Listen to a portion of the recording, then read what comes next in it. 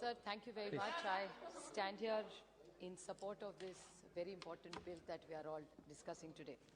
I appreciate all the points and the clarifications the Honourable Minister has given. So there's really very little left in the scope of the bill. I would, on the outset, like to thank the External Affairs Ministry, which is always very indulgent. Every time there is a crisis of anybody, either from my state or my constituency, every time I've reached out to them via a tweet, they've been most helpful. So I would like to put it on record and thank the Minister and the entire External Affairs Mantralaya for all the good work that they do. But there are a few suggestions. Dekho, अच्छे को अच्छा बोल रहे हैं. There are just few suggestions and clarifications I would like to ask the Honourable Minister. Most points are already covered, so I won't repeat them. But look at the Russia and the Ukraine war. During this war, there has been an incident where there is a boat which was full of food, which was attacked. Now, how do we deal? We all know, and many people before me have talked about it. Now, the next wars are not going to be physically attacking each other. These are going to be cyber attacks. So in this bill, there is nothing that has really come clearly about cyber attacks or how you're going to address cyber attacks in the future, because this bill is not only about today or yesterday, it's about something we want. Legislation also has to be very futuristic for 25 years, 30 years. Of course, we can change it and we evolve while the journey goes on. But in today's day and age, the only disappointment for me is there's no mention of any cyber attacks or how are we going to handle a situation like that. Because still that boat with food was attacked and nobody still knows who's taken it, how it's gone, where is it gone, and millions of people are hungry because of this gap or disruption that has come. The other point is talking about extraditions. Also, a lot of people did talk about extradition. Sir, extradition treaties are something, because if we arrest somebody or we want to arrest somebody and the person leaves the country, how are we going to bring them back in a time-bound manner?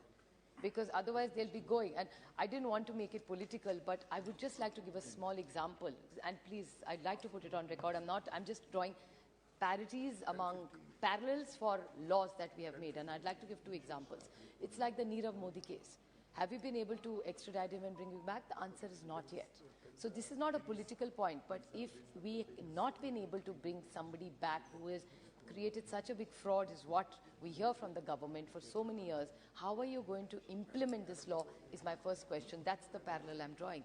So, and the second parallel I'd like to draw, because my colleague and friend P.P. Chaudhary as well as Manish Tiwari both talked about it, you are drawing a parallel of this law when you talked about clause 11 where you talked about presumption, and you both took the example of PMLA. Now, I'm just broadening the scope. Again, this is not a political point. Again, I reiterate, I'm drawing a parallel. I'm not making an allegation. But in PMLA, again, it goes the same way is what I understand from what P.P. Chaudhary, and these are all lawyers. I'm not a lawyer, so I don't understand law as well as these two lawyers understand it or interpret it. I am just a novice at all this. So my question to the Honourable Minister is that if PMLA, like you rightly, both of you drew parity in it, that the whole, you have to prove that you're innocent. Now, I'll give you a small example of Sanjay Raut, who happens to be a part of this thing. He was arrested. He was left after 103 days. And the order which came out said that, I'm just using it as a parallel, I'm not making an allegation. So all that he said was, the order says, I'm not saying, this is what the judge and the court says, that there was no case against him and how was he arrested. So my limited question to you is that you yourself, I mean people from the Treasury as well as the opposition, have drawn the same parity that PMLA has ambiguity and it has presumption. So I think we should be careful while making laws, and I clearly remember I'm so glad Mr. Dubey is in the House right now, because he talked about this ambiguity when this bill of PMLA was discussed. And I still remember, and he said it can. Now I'm not getting into the merits whether this government is using it on the opposition or not. That's not what I'm here for. That's not what I want to debate here or discuss here.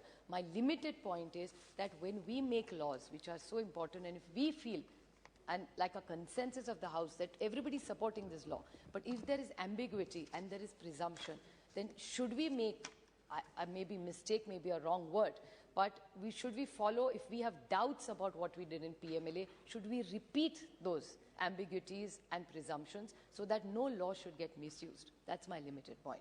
So I just want this clarification about the death penalty. Plenty has said about Clause 3, the Chinese naval presence, but I know these are very sensitive issues, and I do respect that the Honorable External Minister may not be able to speak freely about these relationships. This is not also the agenda for it or the place for it. But I would like to request him on this occasion that there is always in society and in newspapers, if you read, there is always this sort of, the pot is boiling somewhere. So if the External Affairs Ministry would have a broader discussion on our relationships, because Meenakshi Lekhi ji was very kind enough by reading out all the accolades of this government and so many wonderful things that they have done and hosted so many people and been hosted by so many people. We're all very proud of it as Indians.